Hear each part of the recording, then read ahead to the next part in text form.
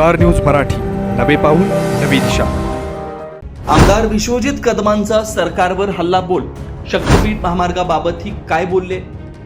विधान भवनात घुमला कडेगावचा आवाज. तुम्हाला सोने खरेदी करायचंय तर मग चला विट्याच्या ओम ज्वेलर्स मध्ये. विट्यातील प्रथमच सोन्याचे 100% BIS 916 hallmark jewellery showroom. HUID प्रमाणित सर्व दागिने.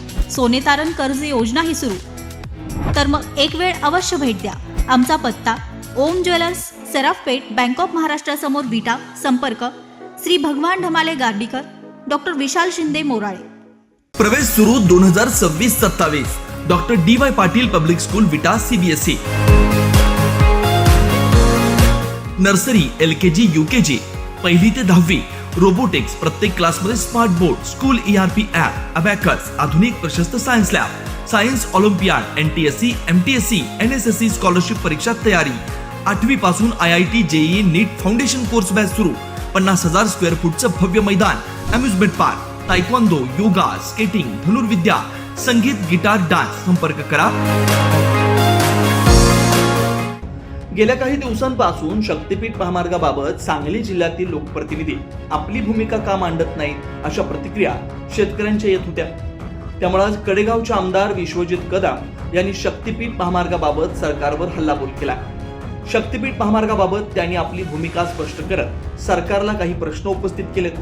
त्यामुळे याची चर्चा मतदारसंघात आहे. एकीकडे आमदार विश्वजित कदम हे विरोधी पक्षात असताना देखील सरकारवर टीका करत नाहीत. मात्र आज त्यांनी मिसिंग लिंकच्या कामाबाबत थेट समाज माध्यमातून आपली प्रतिक्रिया व्यक्त केली. मुसळधार पावसानं मिसिंग लिंक इथं दरड कोसळून संबंधित रस्ता बंद झाला होता. त्यानंतर सरकारवर टीका सुरू झाली. यात आमदार विश्वजित कदम हेही कमी पडले नाही.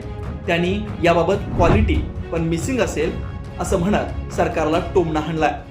अध्यक्ष महोदय, गेले अनेक दिवसांपासून आणि महिन्यांपासून शक्तीपीठ महामार्गाच्या संदर्भात संपूर्ण महाराष्ट्रामध्ये ठिकठिकाणी अनेक जिल्ह्यांमध्ये आणि तालुक्यांमध्ये शेतकऱ्यांचा आणि स्थानिक नागरिकांचा त्याला विरोध आहे.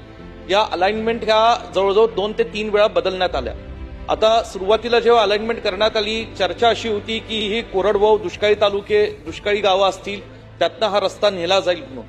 परंतु सातत्याने जे अलाइनमेंट बदलण्यात आलं, आता हा सांगली जिल्ह्यातल्या सुपीक जमिनीतल्या एक चांगल्या जमिनीमधनं हा रस्ता जात चाललेला आहे.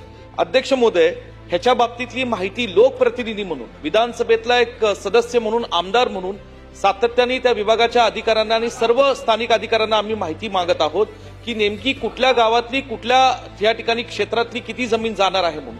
ही अध्यक्ष महोदय माहिती ही मागून सुद्धा सातत्याने दिली जात नाही. अध्यक्ष महोदय, काल आता अधिसूचना पुढारी या वर्तमानपत्रात जाहीर केलेली आहे. अध्यक्ष महोदय, किती गंभीर बाब आहे की पुढारी वर्तमानपत्रात जी अधिसूचना जाहीर केली ती इंग्रजी भाषेमध्ये जाहीर केली. आता ग्रामीण भागातल्या सर्वसामान्य शेतकऱ्यांना किती लोकांना यातलं इंग्रजी भाषेतलं अधिसूचना वाचण्यात येणार आहे? अध्यक्ष महोदय, जाणीवपूर्वक प्रशासन कुठेतरी लोकांमध्ये, शेतकऱ्यांमध्ये दिशाभूल. आज ज्या शेतकऱ्यांची जमीन जाते, ज्या शेतकऱ्यांच्या पोटावर पाय ठेवण्याचं पाप हे राज्य सरकारच्या माध्यमातून होतंय, त्याचं कुठं गांभीर्य राज्य सरकारला आहे का? या रस्त्याच्या बाबतीत कुठलाही विकासाला विरोध नाही, पण विकास खरं जर होणार असेल आणि करायचा असेल राज्य सरकारला, तर तो शेतकऱ्यांच्या पोटावर पाय ठेवून करून उपयोग नाही.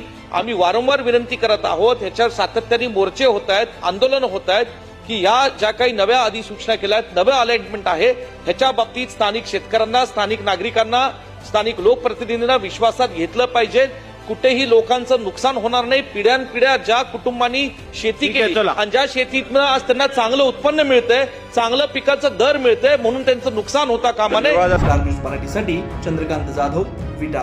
आपल्या परिसरातील लेटेस्ट बातम्या पाहण्यासाठी स्टार न्यूज मराठी YouTube चॅनलला आत्ताच सबस्क्राईब करा.